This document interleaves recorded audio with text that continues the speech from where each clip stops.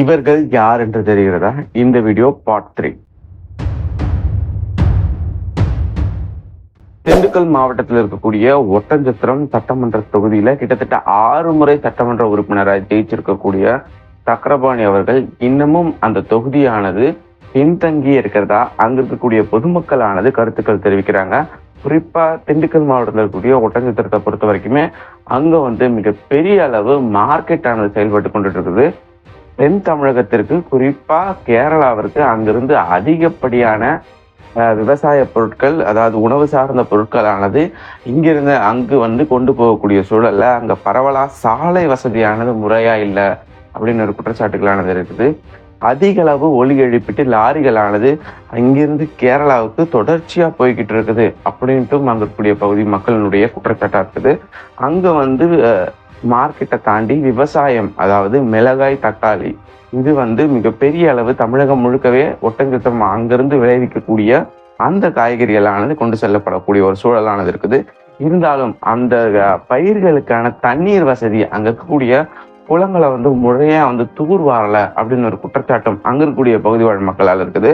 ஒட்டஞ்சத்திரத்தை பொறுத்த வரைக்குமே அங்க மிகப்பெரிய அளவு முருங்கை சாகுபடியானது மிகப்பெரிய அளவு இருக்கக்கூடிய பட்சத்துல முருங்கைக்காகவே தனியா பாத்தீங்கன்னா அதை எக்ஸ்போர்ட் பண்றதுக்காக ஒரு பவுடர் கம்பெனியானது திறக்கப்படும் அப்படின்ட்டு 2021 அவர் தேர்தல் வாக்குறுதி கொடுத்துட்டாரு. அது வெறும் வாக்குறுதியா மட்டுமே தான் இருக்கு. அதை செயல்முறைப்படுத்துவதற்கான நடைமுறைகள் எதுவுமே இன்னை வரைக்குமே அவர் செயல்படுத்தல அப்படின்னு ஒரு குற்றச்சாட்டை அங்க இருக்கக்கூடிய பகுதி மக்கள் வைக்கிறாங்க. சக்கரபாணி அவர்களுடைய செயல்பாடுகள், குறிப்பா அவர் உணவுத்துறை அமைச்சரும் கூட, உணவுத்துறை சார்ந்து எப்படி இருக்குது அப்படின்னு நீங்க நினைக்கிறீங்க அப்படின்றத மறக்காம கமெண்ட் செக்ஷன்ல கமெண்ட் பண்ணுங்க. இந்த வீடியோல 2வதா பார்க்கக்கூடிய நபர் ராஜேந்திரன் அவர்கள். சேலம் வடக்கு சட்டமன்ற தொகுதியினுடைய எம்எல்ஏவா இருக்கக்கூடிய இவர் சுற்றுலாத்துறை அமைச்சரும் கூட.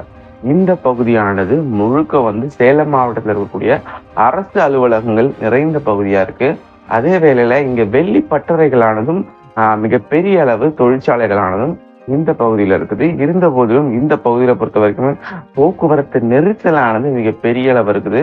இதற்காக பாத்தீங்கன்னா சாலையை அகலப்படுத்துவதற்கான பணிகள் எதுவுமே மேற்கொள்ளப்படல. அதே போல இங்க பாத்தீங்கன்னா பாதாள சாக்கடை பிரச்சனையானது ஒரு மிகப்பெரிய பிரச்சனையாவே இருக்குது. அங்க அது மட்டும் இல்லாம இங்க அடிப்படை வசதிகளா இருக்கக்கூடிய குடிநீர், அது மட்டும் இல்லாம சாலை, பாதாள சாக்கடை வசதி, இந்த மாதிரியான அடிப்படையான விஷயங்கள் கூட இந்த சேலம் வடக்கு தொகுதியில இல்லாம இருக்குது. சேலத்தை பொறுத்த வரைக்கும் அஇஅதிமுகவினுடைய கோட்டையா இருக்கக்கூடிய பட்சத்துல இந்த ஒரு தொகுதி மட்டும் துரதிருஷ்டவசமான ஒரு தொகுதியாவே இருக்குது. குறிப்பா இந்த ஒரு பகுதியில பொறுத்த வரைக்குமே முள்வாரி அப்படின்னு ஒரு இடத்துல மேம்பாலம் அமைப்பதற்கான பணிகளானது தொடர்ச்சியா நடைபெற்றது. இந்த நிலையில பேஸ் 1 பேஸ் 2 பேஸ் 1 மட்டுமே கிட்டத்தட்ட ஒரு 5 வருஷமா நடந்து இப்பதான் ஓப்பன் ஆயிருக்கு. பேஸ் 2க்கான வேலைகளானது செயல்பட்டு கொண்டிருக்கு. இதே சூழல்ல போச்சுன்னா அது எப்ப முடியும் அப்படின்னு ஒரு மிகப்பெரிய கேள்விக்குறியானது மிகப்பெரிய இருக்குது. இங்க குப்பைகளானது மிகப்பெரிய அளவு பரவி இருப்பதை அங்க இருக்கக்கூடிய, அதாவது குப்பைகளை அகற்றக்கூடிய பணியாளர்கள் திறன்பட செய்யலை அப்படின்னு ஒரு குற்றச்சாட்டு இருக்கு. குறிப்பா குப்பைகளை கொண்டு போய் ஏற்காடு மலைப்பகுதியில வச்சு எரிக்கிறதால அங்க மிகப்பெரிய சுற்றுப்புற சூழல் கேடானது மிகப்பெரிய அளவு ஏற்பட்டு இருக்கு. குறிப்பா இந்த ஒரு இடத்துல காற்று மாசுபாடானது மிகப்பெரிய அளவு காணப்படுகிறது.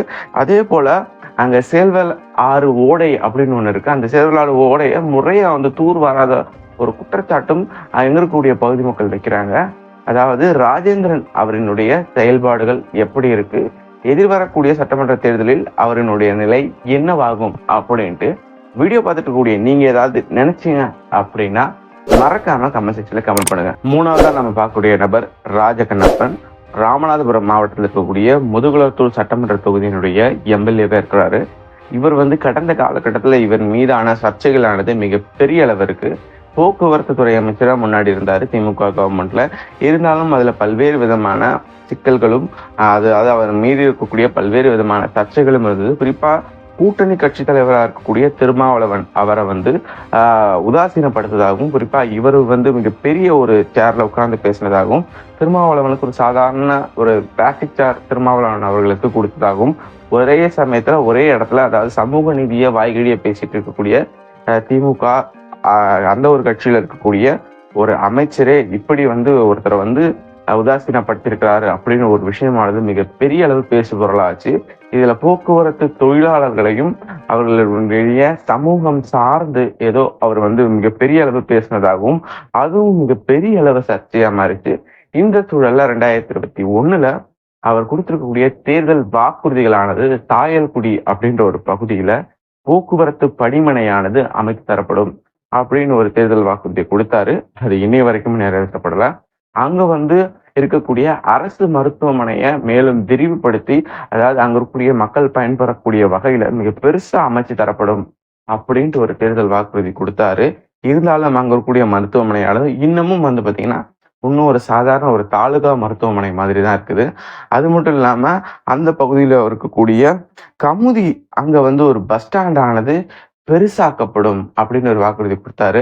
ஆனா இன்னமும் அங்க அந்த இங்க இருக்கக்கூடிய சாலைகள், அது மட்டும் இல்லாம அந்த பஸ் ஸ்டாண்ட், அந்த அட்மாஸ்பியர் எல்லாம் பார்க்கும்போது ஒரு ஆட்டோ போகக்கூடிய அளவுக்கு தான் அந்த ஒரு கமுதி பஸ் ஸ்டாண்டு அப்படின்னு ஒண்ணு ஆனது அந்த பகுதியில இருக்குது. இது மட்டும் இல்லாம முதுகுளத்தூர் பகுதியில இருக்கக்கூடிய அரசு கலைக்கல்லூரியில அதிகப்படியான பாடங்களானது இருக்கணும் அப்படின்ட்டு பகுதி மக்கள் தேர்தல் சமயத்துல ஒரு கோரிக்கையை முன் வச்சாங்க. அதுக்கு அவர் சரின்னு சொன்னாரு. ஆனா இன்னைய வரைக்குமே அந்த ஒரு கல்லூரியானது அதே நிலைதான் இருக்கு. அங்க இருக்கக்கூடிய மக்கள் அதாவது மாணவர்கள் படிக்கிறதுக்காக வெளியூருக்கு போகக்கூடிய ஒரு சூழ்நிலை தான் அந்த பகுதியில இருக்கு. ராஜகண்ணப்பன் அவரினுடைய செயல்பாடுகளை பொறுத்து 2026 சட்டமன்ற தொகுதியில தேர்தல்ல என்ன ஆவாரு அப்படின்னு உங்களுக்கு ஏதாவது தோணுச்சு அப்படின்னா மறக்காம கமெண்ட் பண்ணுங்க.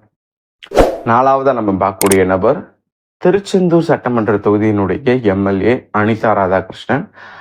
இந்த ஒரு பகுதியை பொறுத்த வரைக்குமே ஆன்மீக ஸ்தலங்களுக்கு மிகவும் புகழ்பெற்றது திருச்செந்தூர் முருகன் கோவிலும் குலசை முத்தாரம்மன் கோயிலும் இந்த பகுதியில இருக்கு.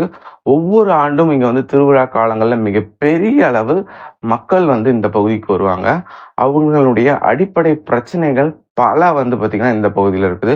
குறிப்பா திருச்செந்தூரோட குலசை அப்படின்ற ஒரு பகுதியில அங்க வரக்கூடிய பக்தர்கள் தங்குவதற்கான முறையான அங்க ஒரு ஏற்பாடுகளானது பெருசா அந்த அளவுக்கு ஒன்றும் இல்லை அப்படின்ட்டு பக்தர்களுடைய குற்றச்சாட்டா இருக்குது. அதுபோக இந்த பகுதியை பொறுத்த வரைக்குமே மிக பெரிய அளவு வாழை, வெற்றிலை போன்றவை பாத்தீங்கன்னா பயிரிடப்பட்டு வருகிறது. ஆத்தூர் வெற்றிலை அதற்கு ஒரு தனி மவுசே இருந்தது. ஆனா இப்ப அது கொஞ்சம் கொஞ்சமா குறைஞ்சிக்கிட்டே இருக்குது. எதுக்காக அப்படின்னா அங்க தண்ணி பிரச்சனையானது மிக பெரிய அளவு இருக்கிறதால முன்னாடி எல்லாம் அதிகமான அளவு சாகுபடி செஞ்சிருக்கக்கூடிய வெற்றிலையானது இப்போ அதன் அளவானது குறைஞ்சிருக்குது அப்படின்னே சொல்லலாம். இந்த ஒரு சூழல்ல அங்க மிக பெரிய அளவு வேலையில்லா திண்டாட்டம் பிரச்சனையானது மிக பெருசா இருக்குது. இது கூடிய சீக்கிரம் குலசேகரப்பட்டினத்துல ராக்கெட் ஏவுதளம் கூட அமைய இருக்குது. இந்த சூழல்ல அந்த தொகுதியில பாத்தீங்கன்னா பெரிய தாழை பகுதியில தூண்டில் வளைவானது அமைக்கப்படும் மீனவர்களுக்காக அப்படின்ட்டு ஒரு தேர்தல் வாக்குறுதி கொடுத்தாரு. அதுவும் கொடுத்த மாதிரியே இருக்குது.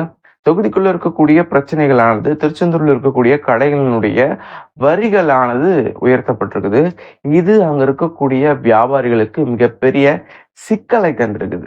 இந்த சூழல்ல அனிதா ராதாகிருஷ்ணன் அவரினுடைய செயல்பாடுகள் எதிர்வரக்கூடிய சட்டமன்ற தேர்தலில் அவர் என்ன ஆவார்? உங்களுக்கு ஏதாவது தோணுச்சுன்னா மறக்காம கமெண்ட் பண்ணுங்க. இந்த மாதிரி பொலிட்டிக்கல் சார்ந்த விஷயங்களை உடனுக்குடன் தெரிந்து கொள்ள என்னோட சேனலுக்கு சப்ஸ்கிரைப் பண்ணுங்க. நன்றி, வணக்கம்.